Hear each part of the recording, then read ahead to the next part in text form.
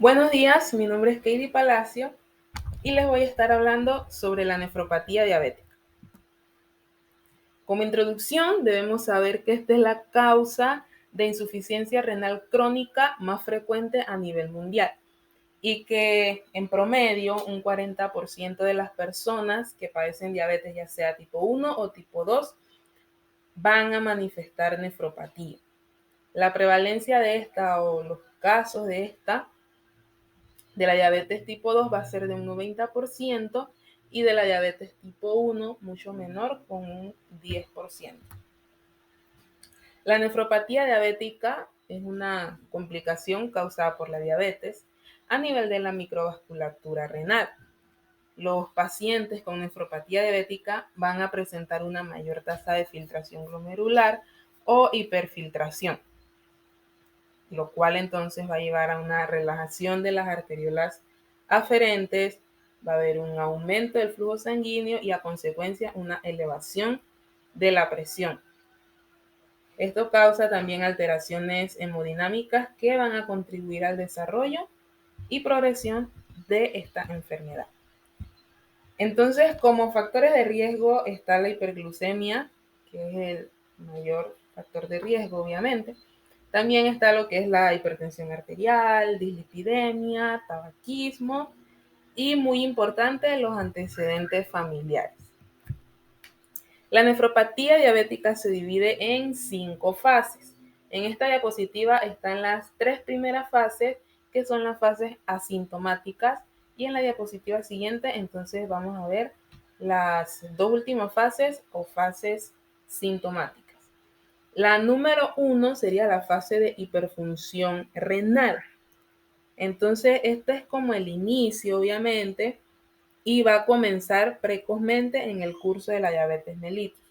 O sea, un paciente diagnosticado con diabetes mellitus, ya sea tipo 1 o tipo 2, está en fase de hiperfunción renal, pues hay una hiperfiltración, también puede haber hipertrofia renal, y la tensión arterial de estos pacientes es normal.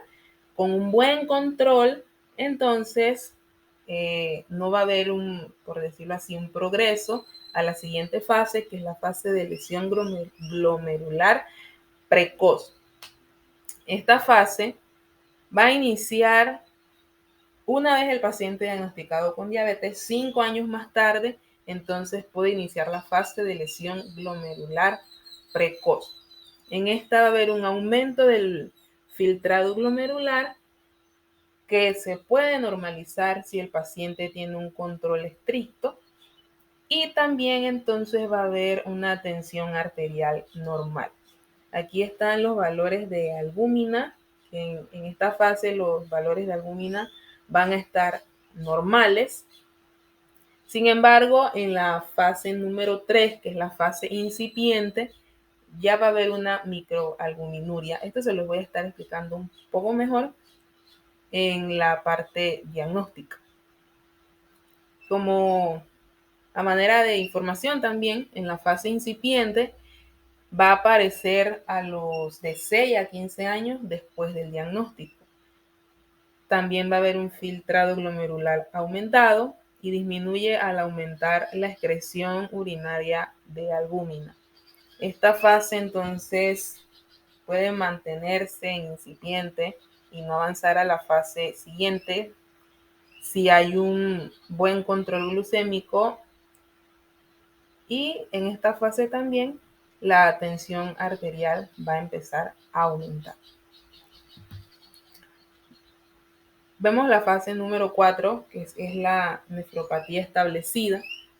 Ya en esta fase hay una albuminuria, y esta puede aparecer incluso de 15 a 25 años después de que el paciente ha sido diagnosticado.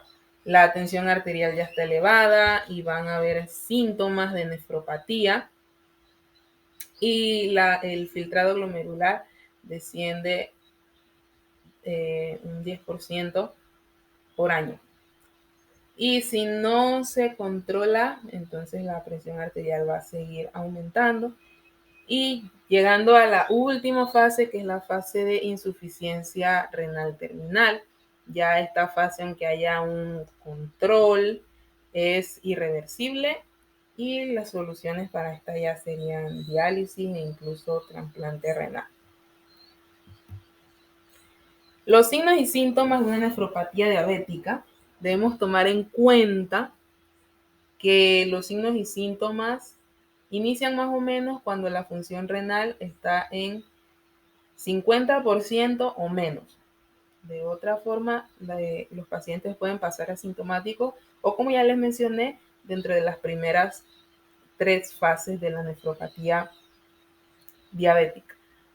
Ya entonces, cuando hay una función renal menor de 50%, el paciente va a presentar edema, hipertensión arterial, signos y síntomas de uremia como son náuseas, vómitos, anorexia, cansancio, debilidad, orina espumosa por las proteínas que se filtran y también puede haber lipiduria.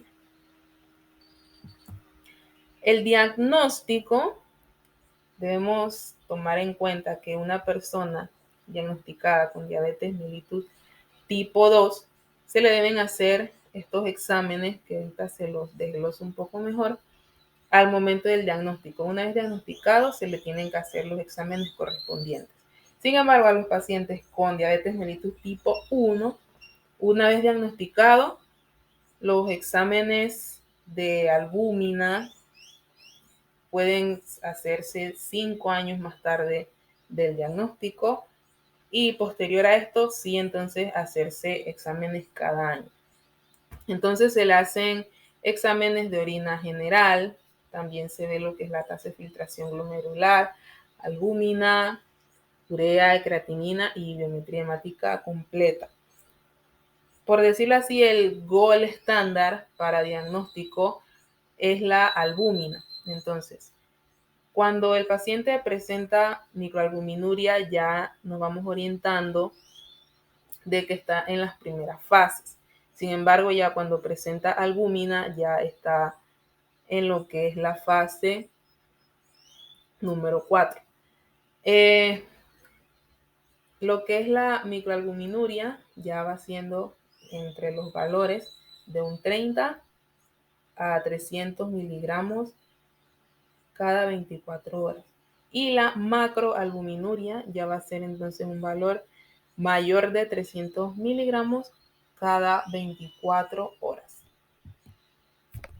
Para prevenir esto, o para prevenir una nefropatía diabética, se debe mantener la glucosa dentro de las cifras de control. También una presión arterial por debajo de 130-80 milímetros de mercurio. El paciente debe cuidar su alimentación y disminuir la ingesta de proteínas y de sodio también para evitar edema, que es uno de los signos y síntomas.